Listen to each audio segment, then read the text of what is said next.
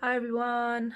So today I'm going to be sharing my testimony on how I came to Christ and how I've been transformed into the person I am now. So yeah, okay.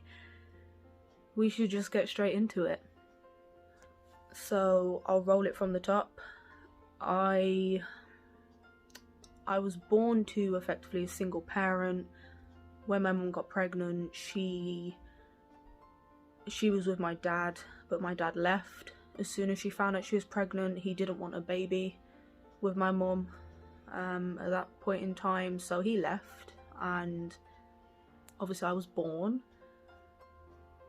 And at that point, my mum was a drug addict, and she did a lot of drugs. I was born in a mother and baby unit, so we didn't really have a home. We were in temporary accommodation, within the UK. And then she got with my stepdad, and they had a few more kids. So my brothers and sisters, I was one of 5, I was the oldest, and my mum was still into drug use, and my stepdad liked to drink as well. So the household I grew up in wasn't the best environment for children to be in. I was left alone most of the time, just to my own devices, from the young age of 5, just to do what I wanted. I would walk the streets at 11 o'clock at night, which is late if you're, a 5 to 7 year old, and I would be left alone to look after my siblings most of the time. So I did that. So I didn't really get to experience much of my childhood, in a sense.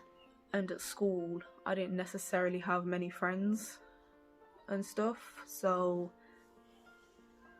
yeah, I was basically the kid that didn't smile. If you look at any of my childhood pictures, probably before the age of 12, I did not crack a smile for nobody.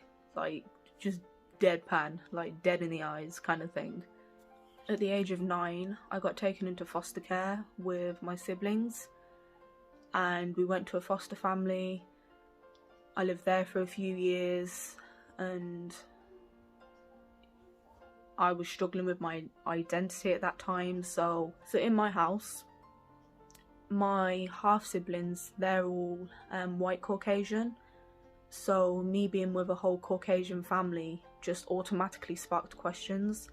So I began to struggle with my own identity, because I didn't know who I was, I didn't know my own culture, I didn't know my dad, who was black, and I struggled. So I ended up moving in with a Jamaican family, and this Jamaican family, who I consider my parents now, they are born again Christians. When they asked me if I believed in Jesus, at the time I was going to a Church of England school, so I knew about Jesus, I knew about all the kind of Bible things and the story of creation and stuff like that, the basic stuff, and I was never really a hardcore atheist. I think, if anything, in my childhood, I never really had the time to think about that stuff or to sit there and ponder on it, because I always had so much going on growing up. But yeah, after that, I started going to church with my new foster family, and it's something that I accepted. I accepted and believed that Jesus died on the cross and rose again 3 days later, and that was when my journey with Christianity started. So rolling on to the teenage years, I obviously went to secondary school, and my school situation didn't really change. I still didn't really have many friends growing up in school, and I was at the age where obviously I was becoming interested in boys and men and all that kind of stuff, as teenagers do. And I ended up getting bullied a lot in school for the way I looked, for the fact that I was quiet as well, because that whole 15 years or so, I was actually selectively mute, so I wouldn't talk at school whatsoever. My social anxiety was that high and that crippling that I couldn't even say a word to people in school or in social situations. So that played a massive part in my low self-esteem and my lack of confidence in many areas and stuff. People would pick on me in school because they knew I wasn't going to say anything. I was deemed, the girl without a voice type of thing. So people would pick on me for that reason, because they knew I wasn't going to speak up, and I would just take the brunt of it and obviously deal with those emotions when I got home. In school, I had a lot of bullying, I had a lot of racism, so I didn't like the way I looked. I thought that no one wanted me, so I was dealing with a lot of rejection, and I became very, very, very depressed at that age, and I had lots of anxiety too. So I started to self-harm, I think, at the age of 13, and I also got into stuff like pornography and anything to basically make me feel better. And that was me dealing with the rejection from the world. I also became very bitter, very angry. I used to get into fights a lot, physical fights back in the day. I was the type of person, if you stepped towards me, I would just, you'd see these hands come in. And all this time I was going to church, but the church I grew up in, I didn't really experience much discipleship. They didn't really talk about repentance. The sermons were about 10 minutes long, and the youth groups I went to didn't really discuss anything biblical, in a sense. It wasn't really a Bible-based church. I still got baptized there and everything, even though I didn't really know the seriousness of it and what it meant. I just did it because everyone else was doing it. But by the age of 16, when I came out of school and to college, I made some new friends, became friends with my best friend, which is, I'm still friends with her now, God bless you, friend. So we became friends, and that was good for me. Within that time of being at college, and I hung around with sometimes the wrong people, so I smoked a lot of weed, did some drugs, alcohol, stuff like that, and I lived the party life, and it wasn't the best decision, because all I did was just open myself up to different things that I shouldn't have really tried. So I did go through a phase of that. But within college, all of that, with the depression, the anxiety, the self-harm, that still continued. I was still experiencing rejection, because by that point I was just kind of done with it, in a sense. And one night when I was just pondering how deep I was in my depression and my emotions and stuff, I was thinking about my low mood and how it affected me. And it's almost like I heard a voice that said, I didn't give that to you. And I knew it was the voice of God at that point. And all that depression, the effects of rejection and stuff like that, it literally got lifted off my shoulders in that moment. So since then I haven't dealt with heavy depression, self-harm or anything like that, and I've been better in that sense since. So I heard the voice of God. He literally took that burden off me, because he didn't give it to me, and that was that in that sense.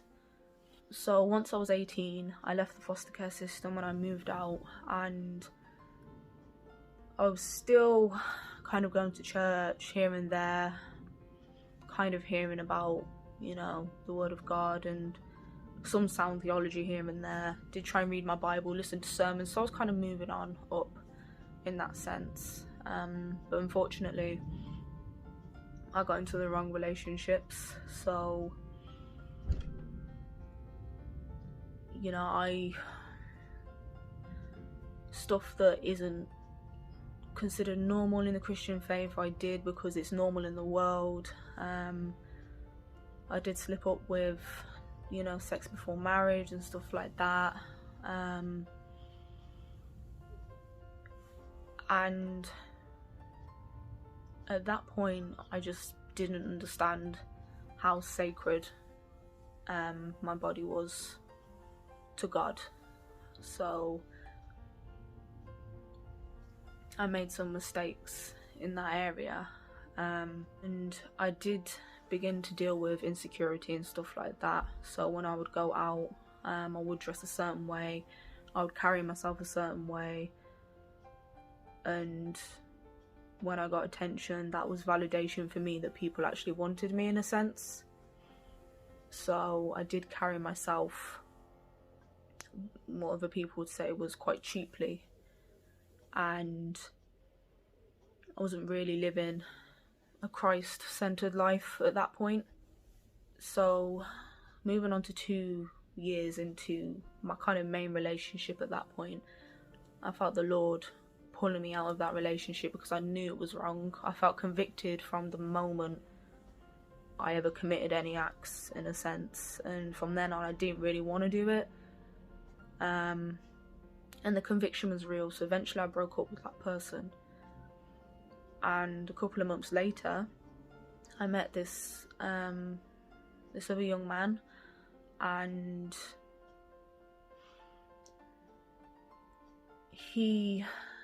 because what I had gone through in my last relationship, it almost felt like, because in my last relationship, the guy wasn't a Christian, anything after that looked remotely a little bit godly or a little bit churchy, I just thought, yeah, you know, that'll do, kind of thing.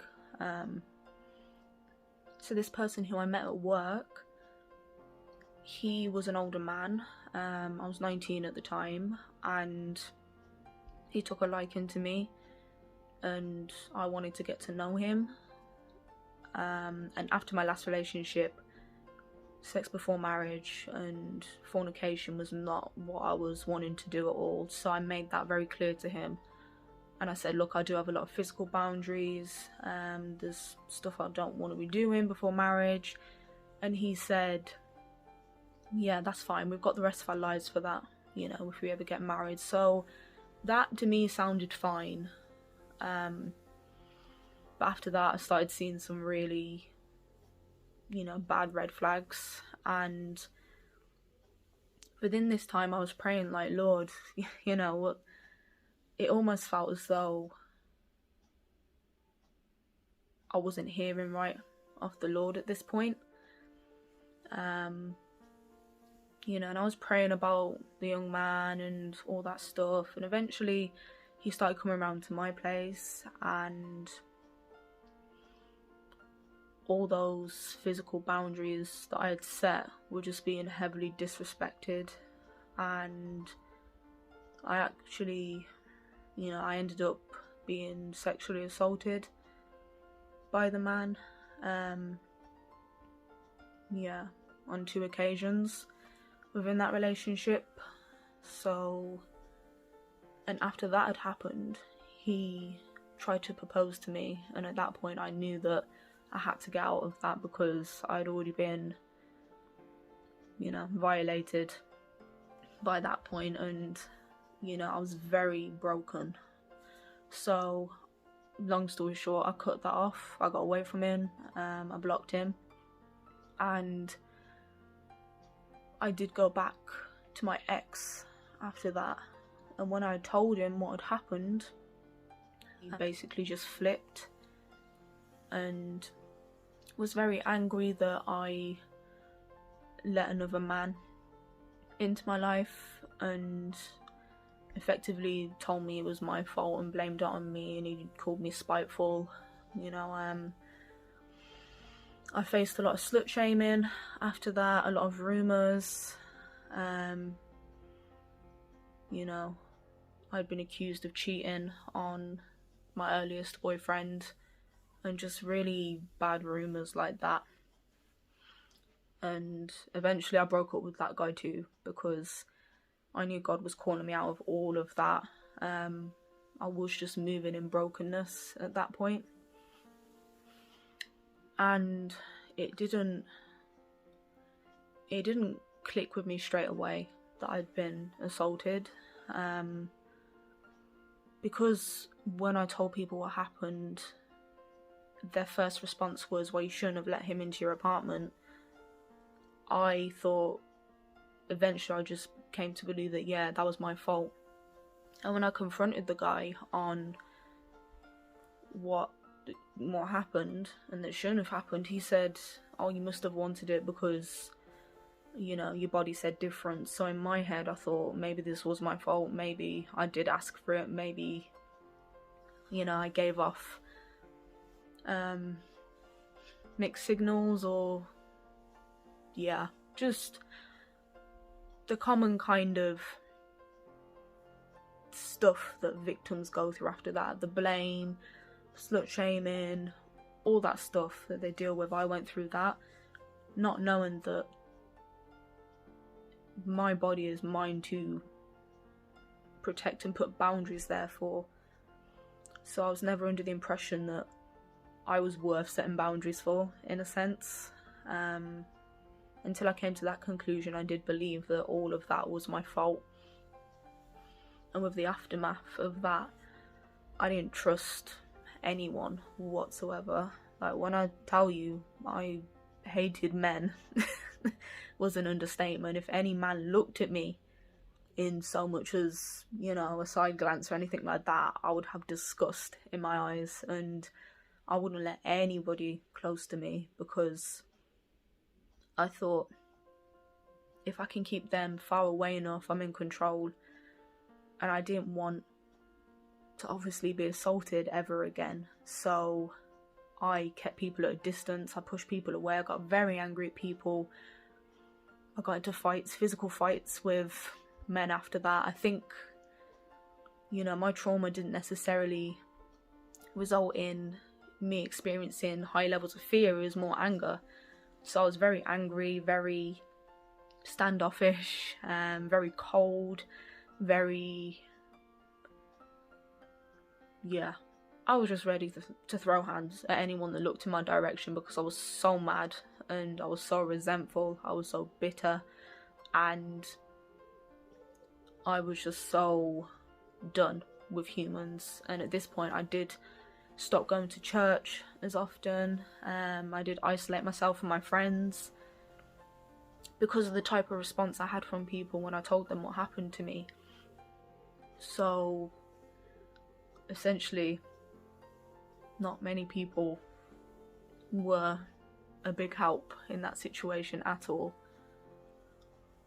And I did feel like I couldn't go to the police about it, because I thought, if that's how my friends and family reacted, people I'm meant to trust, if they effectively pointed out what I did wrong there and blame that situation on me, what would a court of law and a defence team do to me? I was under the impression that I would be ripped to shreds by a justice team. So there was no way I was going to report it to the police, because I wasn't about to face another bout of rejection or blame or condemnation. I wasn't about to go through that. I think it would have been more traumatic if I would have gone through with that at that point. So yeah, and in the midst of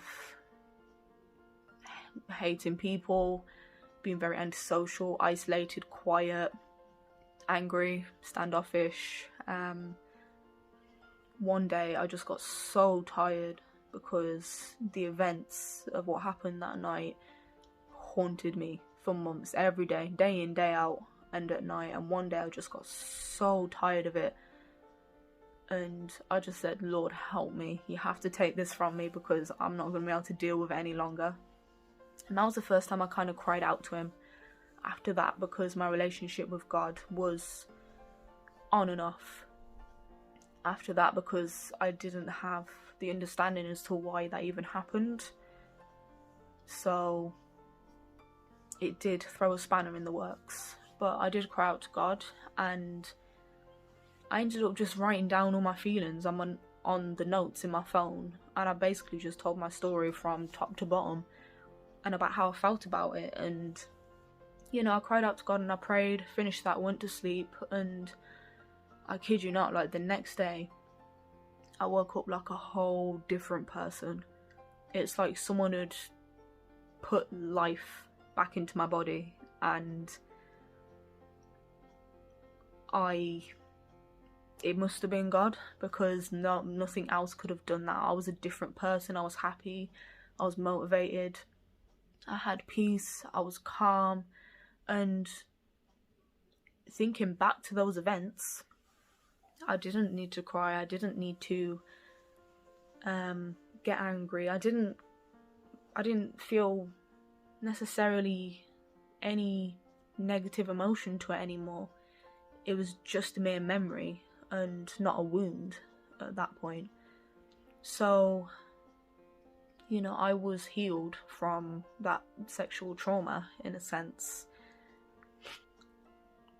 So now, after all of that, yeah, I'm not the same person. Obviously, life still happens when you're a Christian, and things can happen. You're gonna have happy seasons and sad seasons, or good days and bad days. But I have so much peace now, and I am walking in so much freedom, and that's solely because God was there the whole time, walking me through my healing and being set free, you know, having the chains taken off me. And there's no other way that I could explain it other than it being a heavenly power. So I understood that Jesus did die for a reason on the cross, and that is so we could be set free and have eternal life with him, because he loved us so much that he took a whole punishment for us and then rose again 3 days later. So yeah, you know, weed, alcohol, pornography, all that stuff, it doesn't have a hold on me anymore. I don't even desire it because of the freedom that I'm experiencing. So it's been great not having to turn to those things, because, you know, I now have a genuine, true peace within myself that is way better than any substance or thing you could try on this earth. So yeah, I'm happy now. And the reason why I shared this testimony is because as Christians, I think sometimes we struggle to be relatable to people, and when people go through trauma such as abuse, having drug addiction and drug misuse in their family, being abandoned, being rejected, experiencing sexual assault and stuff like that, or sexual trauma, they are bound to feeling very alone. And if we act like nothing's ever happened and nothing, because, you know, we don't have bad days and we don't get things wrong, or we don't experience actual natural life on this planet, then it puts a barrier between us and the people who are broken and who are experiencing and having to live through their trauma. So I believe as Christians we should just be transparent about where we've come from and where we are now, so it breaks the barrier between the lost and the found. Yes, I hope you guys have found that helpful. Hopefully it, you know, touches someone's heart and shows them what Jesus can do for them as well. I will leave that with you guys, and I will see you in the next video, which will hopefully be an art piece, because people have been asking me for them, so I'll get back to the artwork soon. Alright guys, alright, bye.